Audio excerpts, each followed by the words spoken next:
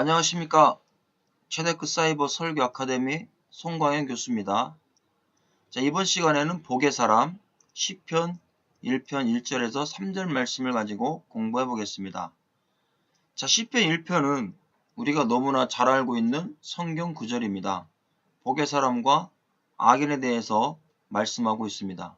근데 시편 1편은 어떤 것에 초점을 맞춰야 되냐면 구원이 아닙니다. 성화 구원에 대해서, 영혼 구원이 아니라 성화 구원에 대해서 우리가 초점을 맞춰 설교를 하셔야 됩니다.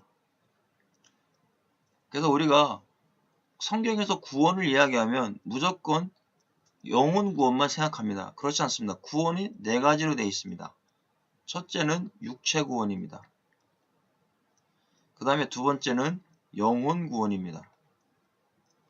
세 번째는 성화 구원이 있습니다. 네 번째 영화 구원이 있습니다. 이 네 번째 관점으로 구원을, 성경의 구원을 보셔야지 다 풀어질 수가 있다라는 겁니다. 자, 에베소 2장 8절에 너희는 그 은혜에 믿음으로 말미암아 구원을 받았으니 이는 너희에게서 난 것이 아니요 하나님의 선물이다. 자, 이것은 영혼 구원에 대해서 말씀해주고 있는 것입니다. 우리의 구원은, 영혼 구원은 하나님의 선물로 이루어진 것입니다.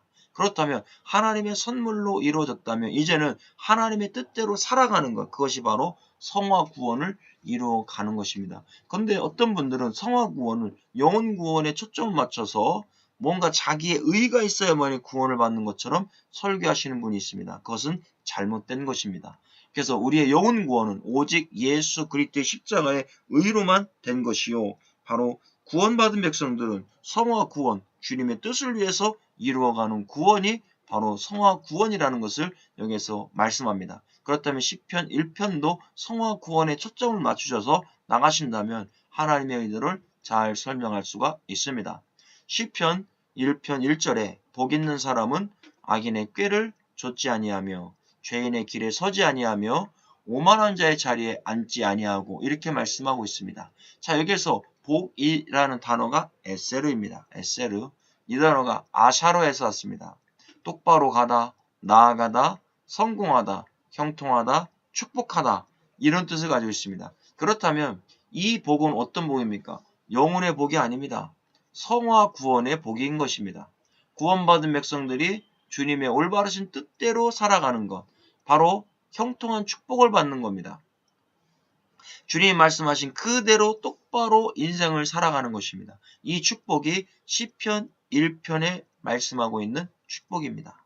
그렇다면 복 있는 사람은 어떻게 됩니까? 악인을 따라가면 안 된다는 겁니다. 악인의 삶을 따라가면 안 됩니다. 악한, 극악한, 사악하다, 시끄럽게 하다라는 이런 뜻을 가지고 있습니다. 이런 극악무도한 악한 자와 함께하고 있다면 우리는 복을 받을 수가 없습니다. 바로 하나님의 구속의 사건을 무시하고 시끄럽게 떠들어대는 이런 사람들은 바로 악인입니다. 악인이 누굽니까? 하나님의 십자가 사건을, 주님의 십자가 사건을 무시하는 자들이 바로 악인인 것입니다. 우리는 악인의 꾀를 좇지 말아야 됩니다. 이 좇는다라는 것은 할라크라는 단어를 썼습니다. 동행하다, 가다, 보내다, 걸어가다, 율랑하다, 이런 뜻을 가지고 있습니다. 그런데 여기서 문법을 보니까 완료 시제를 썼습니다. 시제가 완료입니다. 그럼 완전히 쫓아가면 안 된다는 얘기입니다. 끝까지 쫓아가면 안 된다는 얘기입니다. 우리가 주님의 뜻을 따라가야지 악인의 뜻을 따라가서는 안 됩니다. 자, 우리가 솔로몬의 아들 르호보암을 알 수가 있습니다. 나이 많은 원로들의 말을 듣지 않고 젊은 신하들의 충고와 조언을 듣다가 결국 나라가 쪼개지고 마는 이런 상황이 일어나게 됩니다. 그렇다면 저와 여러분, 우리의 주변에서 정말 영적으로 흐트러뜨리고 영적으로 주님으로부터 멀어지게 하는 자들, 이런 자들이 바로 악한 자들입니다. 이런 자의 말을 들어서는 안 됩니다. 여기에서 아니하며 라는 단어가 완료와 함께 쓰이면 나는 악인들과 함께 하지 않겠다라는 것을 여기서 말씀해주고 있습니다.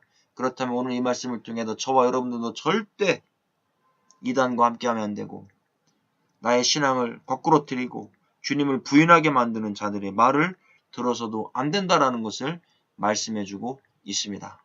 자, 죄인이란 단어가 하타입니다.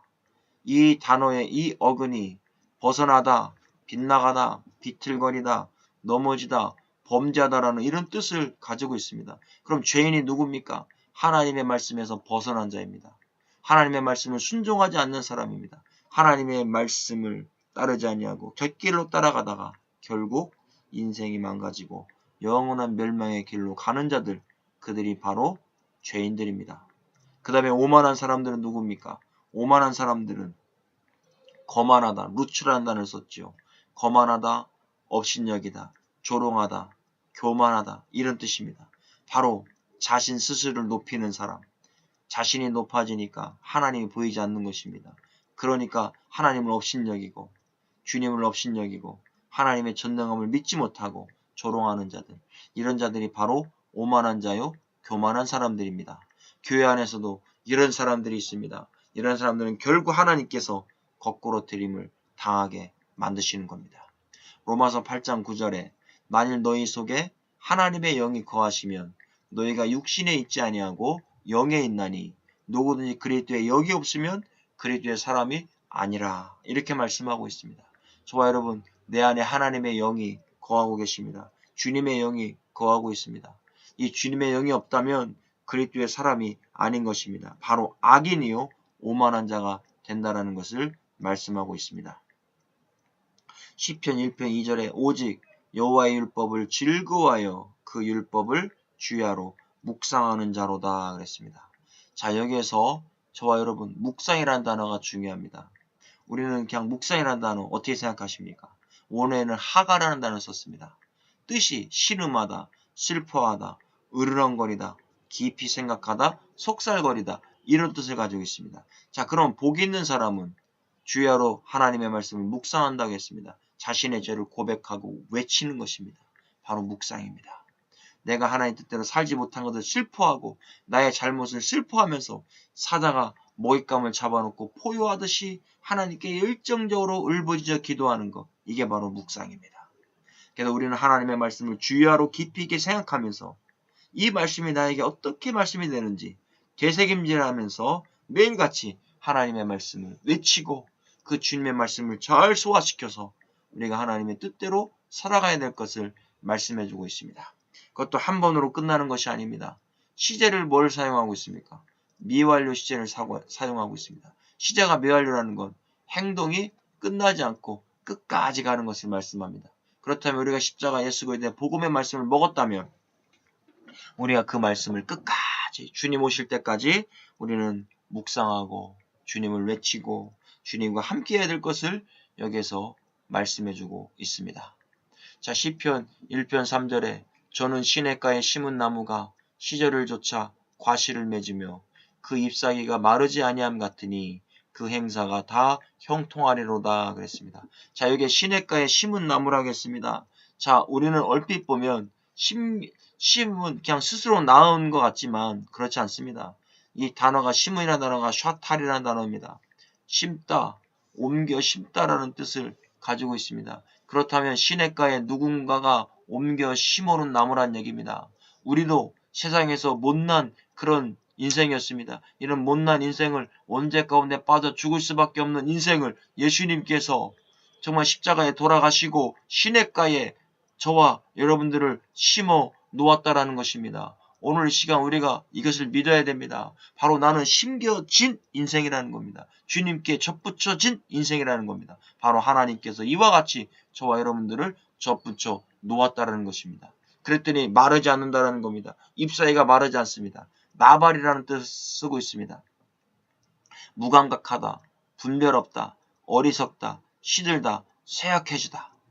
자, 하나님께서 함께 하시니까 평생에 영적으로 무감각한 인생을 살지 않는 것입니다.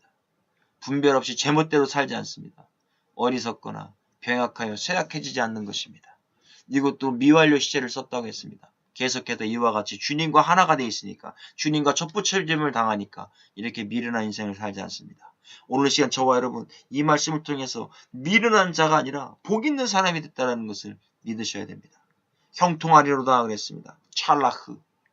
여기도 히필, 미완료 시제를 썼다 하겠습니다. 그럼 이렇게 형통하게 하시는 자는 누굽니까? 바로 사형 능동을 썼다라는 것은 하나님께서 축복해 주셔서 형통한 삶을 산다라는 것을 말씀하고 있습니다. 그것도 시제가 미완료입니다. 끝나지 않습니다. 행동이 끊어지지 않습니다. 하나님께서 계속해서 예수님과 접붙여짐을 당한 사람들은 끝까지 하나님이 이와 같은 축복을 주신다라는 것을 여기서 말씀해주고 있는 겁니다. 이런 것들이 바로 포인트입니다. 미완료 시제가 포인트입니다. 그러면 성도들에게 이런 걸 가르쳐 주셔야죠.